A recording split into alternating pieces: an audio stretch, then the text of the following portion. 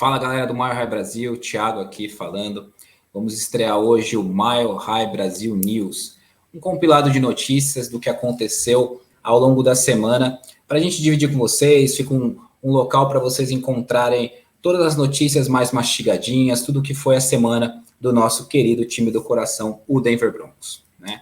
A nossa semana não foi uma semana tão agitada como a semana de outros times, até pelo fato da a nossa principal movimentação ter acontecido na semana passada, foi a questão da franchise tag no Justin Simmons, mas a gente teve algumas notícias de destaque que a gente vai trazer para vocês, né? Na segunda-feira, né, no dia 8/3, o nosso pass rusher, a cara da nossa franquia, né, o MVP do nosso Super Bowl 50, Von Miller, esteve nas nossas instalações, né? Isso foi reportado primeiramente por Mike Lees, né, um dos insiders mais conhecidos do Denver Broncos.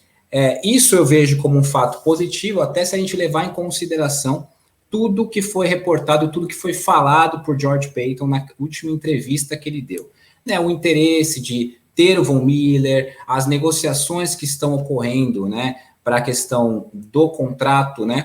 E essa decisão está perto de acontecer, né? Semana que vem a gente vai ter que ter uma decisão a respeito de se vai ativar ou não essa opção do contrato do Von Miller. Eu particularmente acho que nós caminhamos para a gente ativar essa opção e até mesmo para a gente fazer uma extensão por mais alguns anos, né? Então, basicamente, ele foi até o CT, conversou ali com o GM, com os atletas, mas nada além disso que foi reportado mesmo.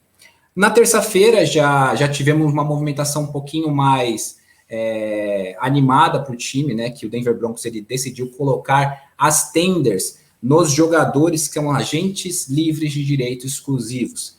3 deles: Diontae Spencer, nosso retornador, Calvin Anderson, nosso offensive tackle, e Trey Marshall, nosso safety. Eu vejo isso como um movimento muito bom por parte do Denver Broncos, porque a gente traz o quê? Profundidade para o nosso elenco. Diontae Spencer foi nosso retornador durante a temporada passada, e nos jogos que ele ficou lesionado, quem retornou foi Tyreek Cleveland, nosso rookie. Mas eu vejo o Diontae Spencer como um jogador bem razoável para a gente ter na posição ali de retornador, então é um movimento bem bacana.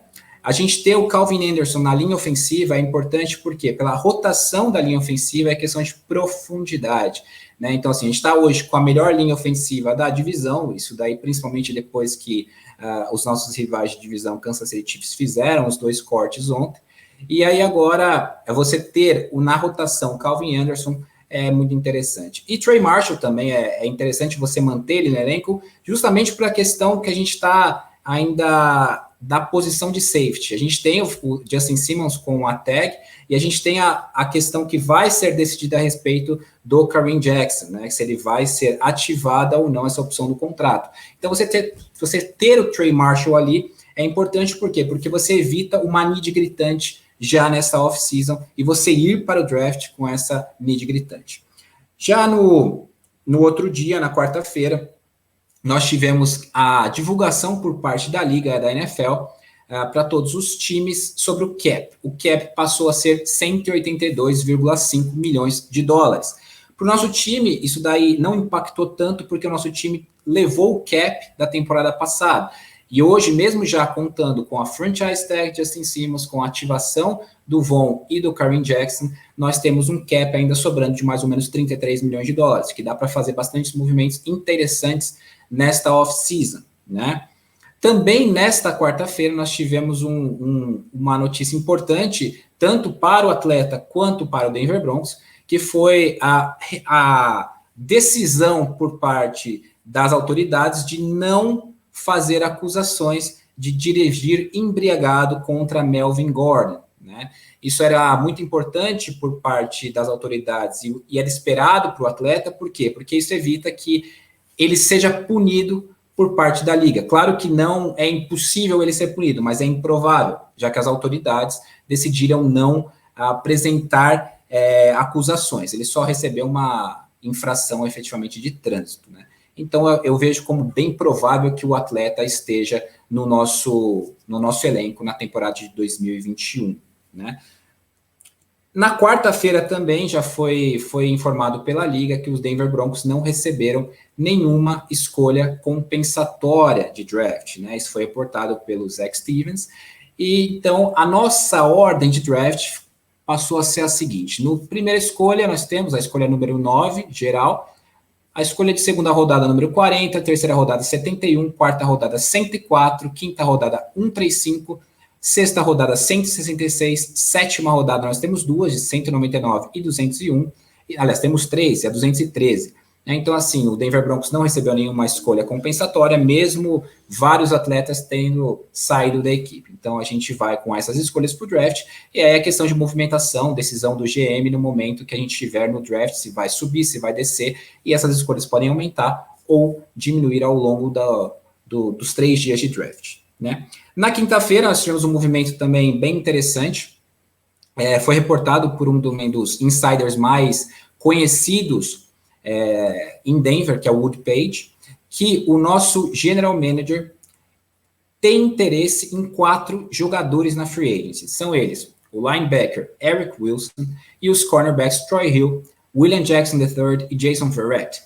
É muito interessante esses atletas. Eric Wilson trabalhou e jogou em Minnesota, e ele teve números bem interessantes. Ele não perdeu nenhum jogo na temporada passada, fez 16 partidas, teve 3 sacks, 8 tackles for loss, 9 quarterback hits e 1 fumble forçado, né? Então, um jogador bem interessante. E como já é conhecido por George Paton, eu não acharia estranho ele ser contratado pelo Denver Broncos.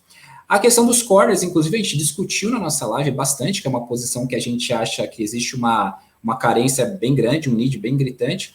Inclusive o próprio Gustavo, né, ele reportou 2 desses atletas, o próprio Gustavo falou que gostaria muito no nosso time, que é o Troy Hill e o William Jackson. Troy Hill é um atleta muito interessante. Na última temporada teve 16 jogos, 3 interceptações, estava jogando nos Rams.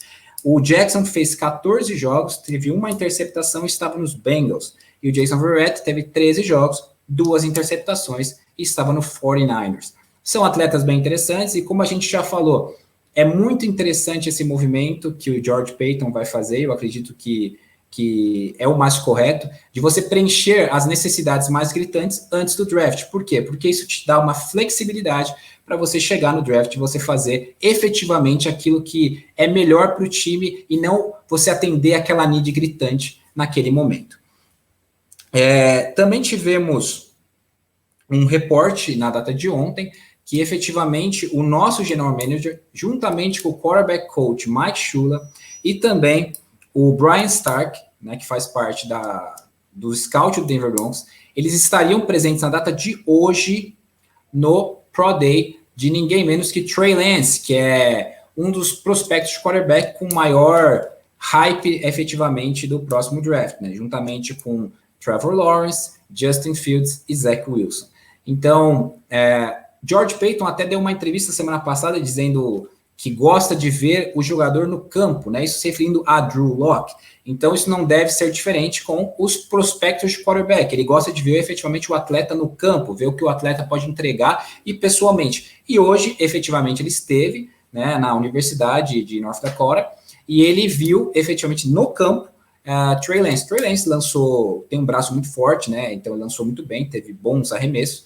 Então, agora é aguardar efetivamente o que vai ser feito. Tinham vários times, além do próprio Denver Broncos, vários times que estão interessados em Trey Lance. Existem especulações que podem ocorrer times que vão querer subir, e também pode ser que ele caia na posição 9 para o Denver Broncos, e o Denver Broncos puxe ou não o gatilho, né? E de qualquer forma, esse movimento do George Paton é interessante, não só por uma questão que a gente tem um need de quarterback, mas também porque ele mostra que tem interesse. Então, times que estão atrás do Denver Broncos podem pensar que o Denver Broncos, a escolha 9 pode ser valiosa, e você valoriza mais sua escolha para você trocar e efetivamente acumular mais picks, seja para esse draft ou do draft do ano que vem.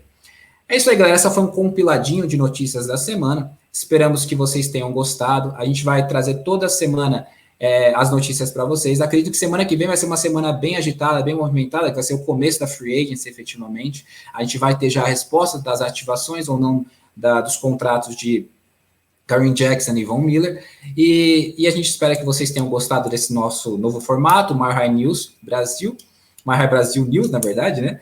Então, a gente vai estar aqui com vocês toda semana. E não esqueçam sempre, ativem o sininho do canal, se inscrevam no nosso canal, caso você ainda não seja inscrito, se inscreva nas nossas redes sociais, no Facebook, no Twitter, no Instagram, e sempre divulguem para os seus amigos, divulguem para a nação azul e laranja, e vamos sempre em busca de trazer sempre conteúdo para vocês da melhor qualidade. Beleza, galera? Valeu, e é sempre um prazer estar aqui com vocês, e Go Broncos!